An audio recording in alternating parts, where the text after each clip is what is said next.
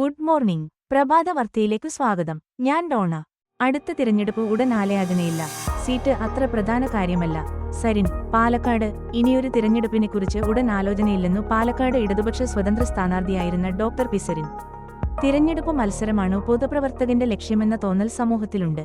നിൽക്കാൻ ഒരു തറയും നിലപാടുകൾ വിളിച്ചുപറയാൻ ഒരു മടിയുമില്ലാത്തിടത്തോളം കാലം ഇടതുപക്ഷത്തോട് ചേർന്നു പ്രവർത്തിക്കുമ്പോൾ സീറ്റ് അത്ര പ്രധാന കാര്യമല്ല. 3.5 വർഷത്തിനിടെ 2 തിരഞ്ഞെടുപ്പുകളെ നേരിട്ടു. സ്ഥാനാർത്ഥി മോഹിയെന്ന ആരോപണവും നേരിട്ടു. മനുഷ്യർക്കൊപ്പം പ്രവർത്തിക്കാൻ ഇടതിൽ ഫോറങ്ങൾ ഏറെയുള്ളതിനാൽ അതിലാണ് താൽപര്യം. CPM സംസ്ഥാന സെക്രട്ടറി MV ഗോവിന്ദനെയും മുഖ്യമന്ത്രി പിണറായി വിജയനെയും അടുത്ത ദിവസം കാണും, സരിൻ പറഞ്ഞു. പാർട്ടി ഏൽപ്പിക്കുന്ന ഏത് ഉത്തരവാദിത്തവും നിറവേറ്റും. ശ്രീലങ്കയിലെ അദാനി പദ്ധതിക്ക് വായ്പ പുനരാലോചനയ്ക്ക് US സ്ഥാപനം. ബംഗ്ലാദേശിലും അദാനിക്കെതിരെ അന്വേഷണം. ന്യൂയോർക്ക്. ശ്രീലങ്കയിലെ തുറമുഖ വികസനത്തിനായി $50 കോടി വായ്പ നൽകാമെന്നിട്ട് US international development finance corporation. പദ്ധതിയിലെ പ്രധാന പങ്കാളികളിലൊരാളായ അദാനി ഗ്രൂപ്പിനെതിരെ അഴിമതിയാരോപണങ്ങൾ ഉയർന്ന സാഹചര്യത്തിൽ കൂടുതൽ ജാഗ്രത പുലർത്തുമെന്ന് അറിയിച്ചു. കൊളംബോയിലെ പോർട്ട് ടെർമിനൽ പദ്ധതിക്കാണ് സ്ഥാപനം പണം നൽകാമെന്നേറ്റത്. പദ്ധതിയുടെ എല്ലാ വിശദാംശങ്ങളും പഠിച്ച് മാനദണ്ഡങ്ങൾ പാലിച്ചെന്ന് ഉറപ്പാക്കിയ ശേഷമേ വായ്പ നൽകുകയുള്ളൂവെന്ന് സ്ഥാപനം അറിയിച്ചു. ഇതിനിടെ അദാനി ഗ്രൂപ്പിനെതിരെ കൂടുതൽ അന്വേഷണം ആവശ്യപ്പെട്ട് വിശാൽ ജ എന്ന അഭിഭാഷകൻ സുപ്രീം കോടതിയിൽ ഹർജി നൽകി. താപനിലയ പദ്ധതി, ബംഗ്ലാദേശിൽ അദാനിക്കെതിരെ അന്വേഷണം, ഡാക്ക, അദാനി ഗ്രൂപ്പ് അടക്കം വിവിധ കമ്പനികളുമായി ഷെയ്ഖ് ഹസീന ഭരണകൂടം ഒപ്പുവെച്ച ഊർജ്ജ, വൈദ്യുതി പദ്ധതികളിൽ വിശദാന്വേഷണം നടത്താൻ ബംഗ്ലാദേശ് ഇടക്കാല സർക്കാർ നിയോഗിച്ച ഉന്നത സമിതി ശുപാർശ ചെയ്തു. ഷെയ്ഖ് ഹസീന അധികാരത്തിലിരുന്ന 2009 മുതൽ 2024 വരെ ഒപ്പുവെച്ച ഊർജ്ജ പദ്ധതികളിൽ അഴിമതി നടന്നതായി തെളിവുകൾ ലഭിച്ച സാഹചര്യത്തിലാണ് പ്രത്യേക ഏജൻസിയെ വെച്ച് അന്വേഷിക്കണമെന്ന് ഊർജ്ജ, ധാതുവിഭവ മന്ത്രാലയങ്ങളുടെ പ്രവർത്തനം വിലയിരുത്താൻ നിയോഗിക്കപ്പെട്ട ദേശീയ റിവ്യൂ കമ്മിറ്റി ശുപാർശ ചെയ്തത്. അദാനി പവർ ലിമിറ്റഡിന്റെ and NBSP, Bangladesh India friendship power company limited BIFPCL 1234.4 megawatt താപവൈദ്യുതി നിലയം അടക്കം 7 വൻകിട ഊർജ്ജ, വൈദ്യുതി പദ്ധതികളാണ് സമിതി പരിശോധിച്ചതെന്ന് ഇടക്കാല സർക്കാരിന്റെ മുഖ്യ ഉപദേഷ്ടാവ് മുഹമ്മദ് യൂനിസിന്റെ ഓഫീസ് അറിയിച്ചു. 6 ഒരെണ്ണം ചൈനീസ് കമ്പനിയുടെയും മറ്റെല്ലാം ഷെയ്ഖ് ഹസീനയോടു അടുപ്പമുള്ള ബംഗ്ലാദേശ് കമ്പനികളുടേതുമാണ്. ഊർജ്ജരംഗത്തെ ഉഭയകക്ഷി സഹകരണത്തിന്റെ ഭാഗമായാണ് അദാനി ഗ്രൂപ്പ് ബംഗ്ലാദേശിൽ നിക്ഷേപം നടത്തിയത്. പദ്ധതിയുമായി ബന്ധപ്പെട്ട് കിട്ടാനുള്ള $80 കോടി നൽകണമെന്നാവശ്യപ്പെട്ടു ഈയിടെ അദാനി ഗ്രൂപ്പ് ബംഗ്ലാദേശ് സർക്കാരിന് കത്തെഴുതിയിരുന്നു. മദ്യപിച്ച് അമിത വേഗത്തിൽ വാഹനം ഓടിച്ചു, നടൻ ഗണപതിക്കെതിരെ കേസ്. കൊച്ചി. മദ്യലഹരിയിൽ അപകടകരമായി വാഹനമോടിക്കുകയും പോലീസ് നിർദ്ദേശങ്ങൾ അവഗണിക്കുകയും ചെയ്ത നടൻ ഗണപതിക്കെതിരെ കേസെടുത്ത് പോലീസ്. ദേശീയപാതയിൽ അങ്കമാലിക്കും കളമശ്ശേരിക്കും ഇടയിലാണ് നടൻ അപകടകരമായ രീതിയിൽ വാഹനമോടിച്ചത്. അത്താണി, ആലുവ എന്നിവിടങ്ങളിൽ നടന്റെ വാഹനം പോലീസ് തടയാൻ ശ്രമിച്ചെങ്കിലും നിർത്താതെ ഓടിച്ചുപോയി. ഇതേ തുടർന്നു കളമശ്ശേരിയിൽ തടഞ്ഞു നിർത്തി പരിശോധിക്കുകയായിരുന്നു. ഇതേ ദിശയിൽ സഞ്ചരിച്ചിരുന്ന എറണാകുളം SBയുടെ വാഹനത്തിനു മുന്നിലായിരുന്നു നടന്റെ അഭ്യാസം. ഞായറാഴ്ച രാത്രിയായിരുന്നു സംഭവം. ദേശീയപാതയിലെ ലൈനുകൾ പൊടുന്നനെ മാറി മാറി അമിതവേഗത്തിൽ അപകടകരമായി കാർ ഓടിക്കുന്നത് എറണാകുളം SBയുടെ ശ്രദ്ധയിൽപ്പെടുകയായിരുന്നു. കേരളത്തിലെ BJP കടിഞ്ഞാണില്ലാത്ത കുതിര. RSS നിയന്ത്രണം ഏറ്റെടുക്കണം. തിരുവനന്തപുരം. തിരഞ്ഞെടുപ്പു തോൽവിയിൽ BJP നേതൃത്വത്തിനെതിരെ രൂക്ഷ വിമർശനവുമായി NDA vice chairman Vishnupuram Chandrasekharan. കേരളത്തിലെ BJP കടിഞ്ഞാണില്ലാത്ത കുതിരയാണെന്നും RSS നിയന്ത്രണം ഏറ്റെടുക്കണമെന്നും സമൂഹമാധ്യമത്തിലെ പോസ്റ്റിൽ ചന്ദ്രശേഖരൻ വ്യക്തമാക്കി. BJPയുടെയും അവർ നേതൃത്വം നൽകുന്ന NDAയുടെയും കേരളത്തിലെ പ്രവർത്തനങ്ങളിൽ വലിയ വീഴ്ച സംഭവിച്ചുകൊണ്ടിരിക്കുകയാണ്. ഏതെങ്കിലും ഒരു നേതാവിനെക്കുറിച്ചല്ല പറയുന്നത്. കോർ കമ്മിറ്റി അടക്കം നേതൃത്വം നൽകുന്ന നിരവധി പേരുണ്ടല്ലോ. ആർക്കും ഈ വീഴ്ചകളുടെ ഉത്തരവാദിത്വത്തിൽ നിന്ന് ഒഴിഞ്ഞുമാറാനാകില്ല.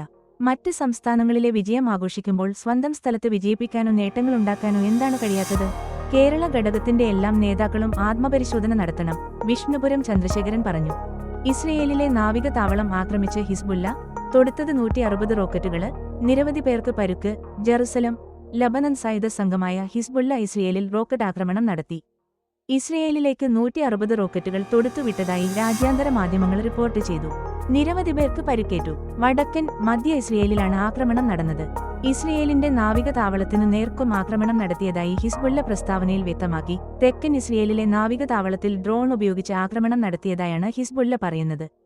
ഇസ്രയേലിന് തിരിച്ചടി നൽകാൻ ഇറാൻ തയ്യാറെടുക്കുകയാണെന്ന് ഇറാന്റെ പരമോന്നത നേതാവുമായി അടുപ്പമുള്ള വൃത്തങ്ങളെ ഉദ്ധരിച്ച് ഇറാൻ മാധ്യമങ്ങൾ റിപ്പോർട്ട് ചെയ്തു. തെക്കൻ ലെബനനിൽ 6 ഇസ്രയേൽ ടാങ്കുകൾ തകർത്തതായി ഹിസ്ബുല്ല നേതൃത്വം പറഞ്ഞു. കേരളോത്സവം ഉദ്ഘാടനം ചെയ്തു. കോടഞ്ചേരി. ഗ്രാമപഞ്ചായത്തിലെ കേരളോത്സവം 2024 യൂത്ത് ക്ലബ്ബുകളുടെ മത്സരങ്ങളുടെ ആരംഭിച്ചു. Kodanchery Saint Joseph higher secondary school ഗ്രൗണ്ടിൽ സംഘടിപ്പിച്ച മത്സരങ്ങളുടെ ഉദ്ഘാടന കർമ്മം ഗ്രാമപഞ്ചായത്ത് പ്രസിഡന്റ് അലക്സ് തോമസ് ചെമ്പകശ്ശേരി നിർവഹിച്ചു.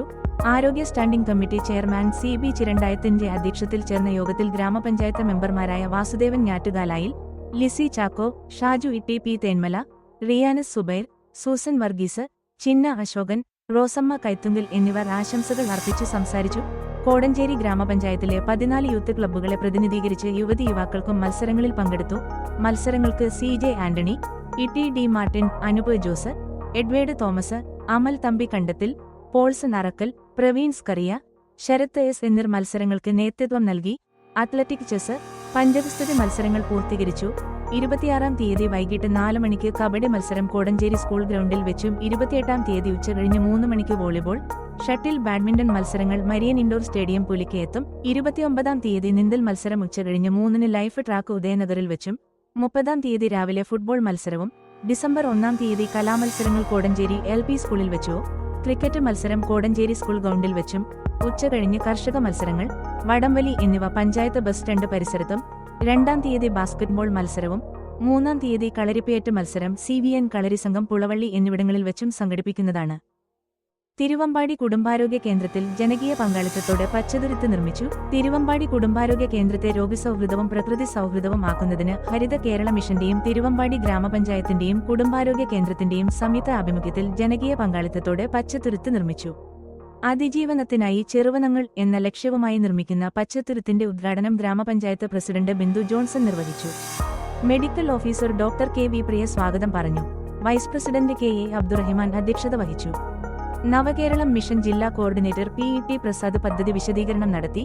സ്റ്റാൻഡിംഗ് കമ്മിറ്റി അംഗങ്ങളായ ലിസി എബ്രഹാം, രാജു അമ്പലത്തിങ്ങൽ, റംല ചോലക്കൽ, വാർഡ് മെമ്പർമാരായ KA മുഹമ്മദ് അലി, തിരുവമ്പാടി സർവീസ് സഹകരണ bank president Jose Mathew, homeo medical officer doctor Seema, CDS chairperson Preethi Rajeev, Haritha Keralam mission resource person Ashraf ഇട്ടിയെ, AS ബൈജു തോമസ്, വാർഡ് മെമ്പർമാരായ Ramachandran Karimbil, KA Shoukath Ali, Appu Kottayil, Beena P, Lizzy Sunny, health inspector M Suneer, ICDS supervisor Chandran എന്നിവർ സംസാരിച്ചു. ഉത്സവാന്തരീക്ഷത്തിൽ നടന്ന ജനകീയ പച്ചത്തുരുത്ത് നിർമ്മാണത്തിന് തിരുവമ്പാടിയിലെ രാഷ്ട്രീയ പാർട്ടി പ്രവർത്തകർ, ക്ലബ്ബുകൾ, വായനശാലകൾ, വിദ്യാലയങ്ങൾ, തൊഴിലുറപ്പ് തൊഴിലാളികൾ, യുവജന സംഘടനകൾ, മതസംഘടനകൾ, കലാകാരന്മാർ, ആരോഗ്യ പ്രവർത്തകർ, സഹകരണ സ്ഥാപനങ്ങൾ, സ്വാശ്രയ സംഘങ്ങൾ, ആശാപ്രവർത്തകർ, കുടുംബശ്രീ, അംഗനവാടി പ്രവർത്തകർ, സന്നദ്ധ സംഘടനകൾ എന്നിവർ തൈകൾ നട്ടുകൊണ്ട് പച്ചത്തുരുത്ത് നിർമ്മാണത്തിൽ പങ്കാളികളായി.